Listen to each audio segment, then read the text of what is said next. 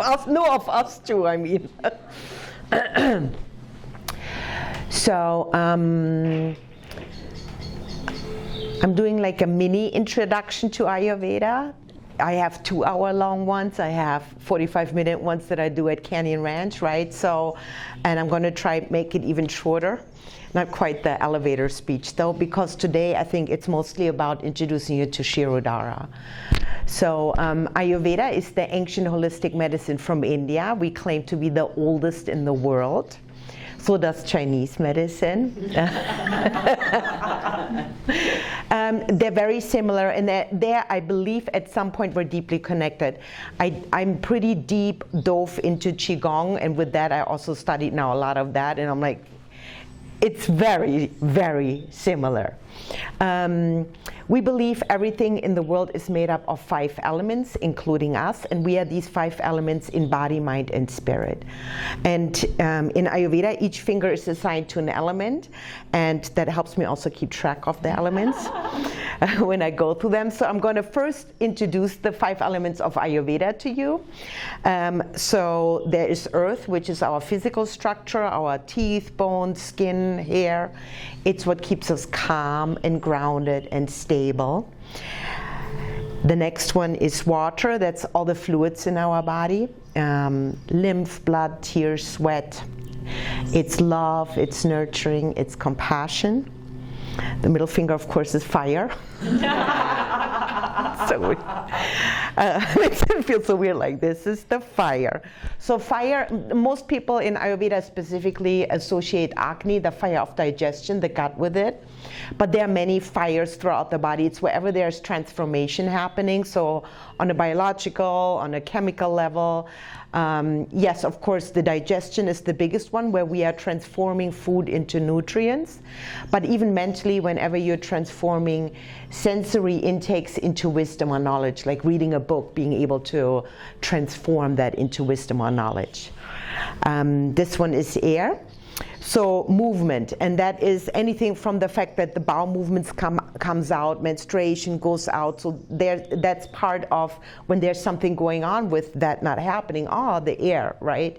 Blinking, the circulation of blood. Even little ticks or twitches you may have in your eye, like that's movement. And then of course the movement of thought, the excitement, joy, happiness, the good emotions of air, yeah, like the light ones, right? That makes you jump in the air for joy and happiness, that kind of stuff. This one is ether or space, and as you see, it's different than all the other ones. I always think of it as something that you almost have to define for yourself what that means. It's the original element that all the other elements were born out of. So this might be God for you, or divine energy, or goddess, or consciousness, or nature. It's kind of what makes sense to you, because this is present where all the other elements are as well, but it's also present where none of them are, like in the nostrils or ear holes. It's the ability to feel energy, right? Like a crystal. Or I always think of Bill and I in Sedona sitting in the vortexes, and people that have a lot of the ether, right? They're like, whoa. Okay. And Bill and I are sitting there like, do you feel it? Nope. Do you? I think we feel the energy of the rocks we're sitting on, but we don't feel that vortex energy at all. Yeah, it's feeling energy, creating art, but like, you know, where does that come from? From the ether or space. So these are the 5 elements. 2 of them now always buddy up to create what we call a dosha, which most people have heard of the doshas. And I think the most common misunderstanding there is that we use the term dosha to describe our prakriti, our constitution, but we also use it to describe our imbalances, our vikruti, and they're separate. They're not the same. So at the moment of conception, you are given a combination of those 3 doshas that make you who you are, and that will not change. That's the most thing people come to me and say, I change all the time, right? And I'm like, no, underneath you are still that same person. It hasn't changed. Your imbalances have changed. The season of your life has changed. The season outside has changed, but you are still the same person underneath. And we say at the moment of conception you are given that, because from conception to birth you can already go out of balance, because maybe your mother experiences trauma while pregnant with you, or is eating the wrong foods, or your birth itself was traumatic. You don't remember it, but it affected you in some shape or form. So you are a combination of all three. I'm going to go through them and I'm going to stereotype them horribly, but to make, that's the only way to really make sense of them.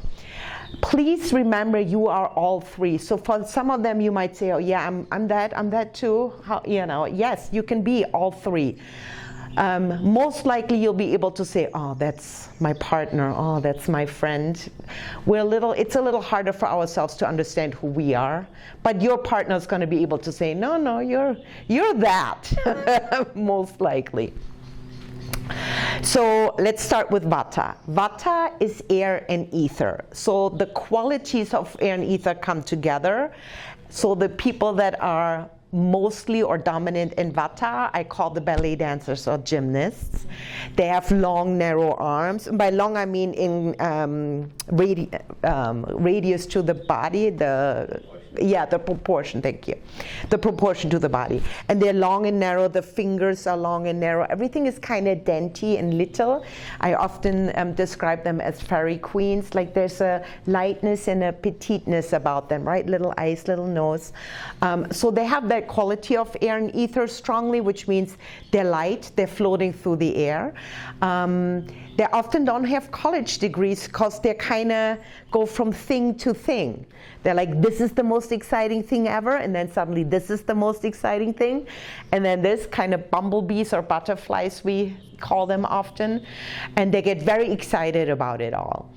They're very artistic, very excited. They have that ether energy about them, so even being in the presence of one that is in balance, you can feel healing or the energy very strongly. Pittas, I call the soccer players because they're medium build. Everything is kind of medium. They have often strong jaw bones, and they can build muscles very easily. They are fire and water, so they're very smart, but also have love and compassion, which makes them amazing leaders, doctors, lawyers, right? Because they're very organized, goal-oriented. They love, when I give lectures, right, and they sit there with a clipboard already out taking notes, and I'm like, They love making lists. They love making lists so much they may finish a task, add it to the list so they can cross it off. It's very satisfactory to them. They're very, very smart, organized, goal-oriented, but they are not only the leaders often of their own practice, for example, but often also the leaders of their families. So they're running everything, right? They're running come on in. They're running their business, they're running their family. They're the problem solvers for everybody, so they're often also burned through their nervous system and their hormone system. So that's who I see often with like thyroid stuff or, right, like where they just start burning the candle, not just from two ends, but from all four ends to a crisp, right? Pittas are intense, and they love intensity. They often, when sadness happens to them, they kind of push it down. I'm sorry, that was the microphone. They push it down and they don't let it out. Like the Vatas tell everybody their sadness, what that can go inside, right? There's a lot of chatter in the mind, but they kind of share and let it out, and it's sometimes they're misread as drama queens. The Pittas just kind of push it down, and they say, it's not a big deal, it's fine. And they say it like that, it's fine. I figured it out, I know what I'm doing. And then, down the line, they're burned up, they're burned out. And that's literally the words they use. I'm burned out. I'm doing too much, I'm stressed. Kaphas, and that's where I present to my husband. They're earth and water, right? Yeah, so they're very grounded, stable, strong. I think of them as the native Hawaiians, right? A bigger, stronger build, very solid, very nurturing, very loving. They're massage therapists, they're panchakarma therapists, they're aroma therapists, all the things Bill does, right? They're amazing cooks, they love using butter, right? Like they love nurturing and making things that are very tasty and good. They're not necessarily leaders, they're more of a support person. So they're like, what you need from me, I'm there to help you with that, right? And they're doing a good job with that. Thank you, Bill. So again, we are a combination of all three. We can go out of balance in all three. I want to say first, when it comes to Vata, Vata is the root cause of a lot of stuff because it's trauma. It's not understanding what's going on. It's that movement, right? I started using the pandemic a lot as a Vata root cause of imbalances because we all felt that. But you saw how people reacted differently to it, right? The Vatas immediately, what are we going to do? The world's coming to an end, right? The Pittas, clipboard, here's what we're going to do, right? Came immediately up with goals, with problem solving skills, right? And the Kaphas started eating to get themselves grounded again, so they started gaining weight. Like I saw that a lot. So Vata is the root cause for a lot, and by that I mean you see it first in the Vatas, but it can also start showing up with the Pittas. But one trauma isn't enough. It's usually multiple things where they start spinning, right? Because again, they're so good in problem solving. So they can then have maybe anxiety and overwhelm, but with that comes then often the air blowing on their fire. And I'm looking at you because I'm thinking PTSD, right? Because now also anger, resentment, like all the fire emotions start coming up along with that. Again, the Kaphas start gaining weight, maybe depression starts sinking in, the kind of depression where you don't move, you get sluggish, you sleep a lot, you sit on the couch a lot, right? More of a numbness versus sadness that the Vatas feel a lot. So you see, Vata can be the root cause, but each dosha will probably react differently to it. So emotionally imbalancing, when we call about Vikruti Vata, imbalances in Vata, that is anxiety, overwhelm, worry, insomnia, but the insomnia where it's just chatter in the mind. Not necessarily anything specific. It can be a song stuck in your head, or butterflies and bumblebees and the world coming to an end. Like it can be all over the place. Pittas can have insomnia as well, but again, it's more of my list, what am I going to do tomorrow? Right? Or organization, or like it's real life stresses, like starting to think about money or business, or right, all the to-dos for the list, that kind of stuff. So Vatas, physically dryness comes up from the air, like dry skin, dry bones, dry eyes, just kind of dryness. It lives in the nervous system and in the colon, so it can also be air, being gassy, constipation, dryness in the body.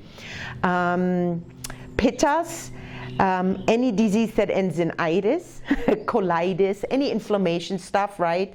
I always think of mucus because clients email me and say, I have a cold, what should I do? And I'm like, I need more info. When you blow your nose, what comes out? Is it clear, watery stuff? Well, that's a Vata thing. You probably need oils, right? And like you need your mucous membrane covered with like licorice, or like something like that. The Demulcent, right? A Pitta maybe blows their nose and it's yellow or green. There's inflammation happening. They need more of a cooling herb, right? And the Kapha, heavy, thick, white stuff, just like really thickness.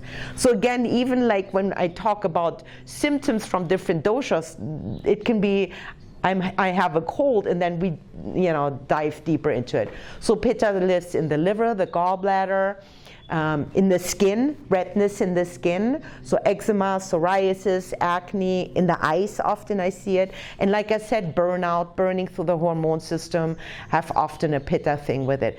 Hypothyroidism, and a lot of also autoimmune disease, I would say, are like a combo of vata pitta stuff, where I see, and with that always often then comes digestion stuff, right? The kaphas, I would say, is weight gain, high cholesterol, diabetes. However, that can also be a pitta thing, different root causes, right? Mucus, edema, like buildup, anything where you feel like they haven't let go. Yeah. I think that's a good overlook of the, again, you're probably a combination, but most likely just the fact that you're here and you showed up probably shows pitta, you know. Don't forget. You didn't forget. You're not at home like, oh no, what time is it? I started painting, I forgot all about it. Yeah. And the kaphas are like, no, I'm not getting off this couch right now. Any questions about that? So I'm slowly guiding you now towards Shirodhara. So when you see an Ayurvedic practitioner, just a little overview. My intake takes about 2 hours. And I'm asking anything from what do you eat every day, how much do you sleep, what is your life, how has your life been, what are the traumas, right? Are you married, are you happy, have you had your heart broken? I ask all the questions, hence 2 hours. And then my second meeting is the report of findings. And there we discuss what do I think is your prakruti, what is your vikruti, your constitution, what are your imbalances. And then I go into what is your state of ojas, your immune system, what is your state of ama, toxins build up in the body, prana, life force, tejas, truly understanding the world. And then I prescribe or do recommendations. And of course, always, especially the pittas, want to know food as medicine and herbs. They're like, I don't need to know about the gems and the crystals and the aromatherapy or what mantra you want me to chant. The vatas are, first, before we do anything, have you found a mantra for me? Right? So, but either way, I'm going to recommend all the things, and eventually everybody starts being interested even in the other stuff. A big part of my recommendations are Ayurvedic treatments and Panchakarma. Panchakarma is the Ayurvedic detox. Pancha means 5, karma means actions. So it's a whole thing of detox. It's not easy. It takes willpower, it takes commitment, it takes time, right? It's not an easy thing to do. People's like, I'm going to do this detox thing. I'm like, hey, let's first determine if this is even something you should be doing, right? And then should this be a tonifying or truly a scraping, getting toxins out? Because very often it's more of we need to strengthen your immune system more than anything.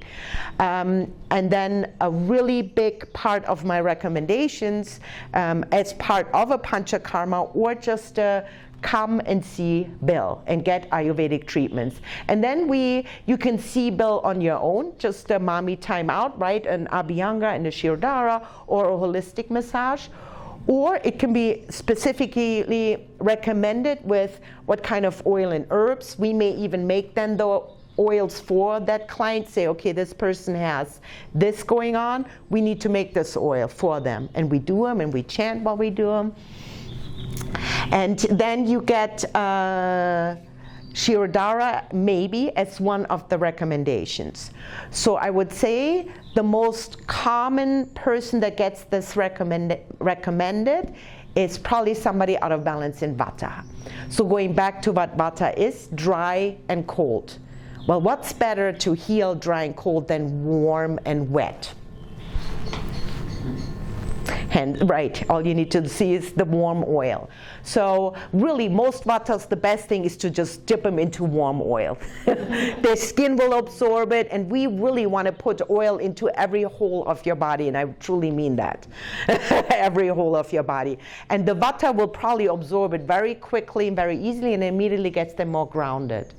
So the abhyanga, the warm herbal oil all over the body, this is the Shirodhara onto the third eye. Bill will talk about it more, but again, it's often, I hardly ever recommend it by itself without the abhyanga on top of it, unless it's something like insomnia. When I have somebody with intense insomnia, I may recommend get 3 days in a row, or get 5 days in a row. This is also, in Ayurveda, we prescribe that for PTSD, with herbs cooked into it, like Brahmi, right? We use this also for anxiety. We use it for, I'm trying to think, overwhelm, worry, all of those things, but also for pittas.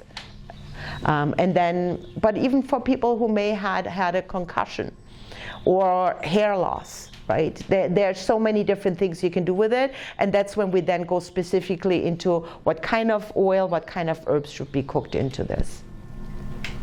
Are you ready to have this handed over to you? Absolutely. All right. Any questions before I go? Thank you. Thank you. Woohoo! Attached. Yes.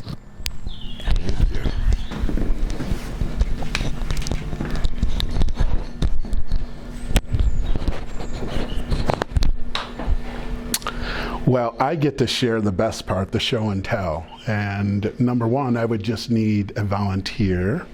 And yeah, exactly. So you will get oil on you. I guess I'll get one.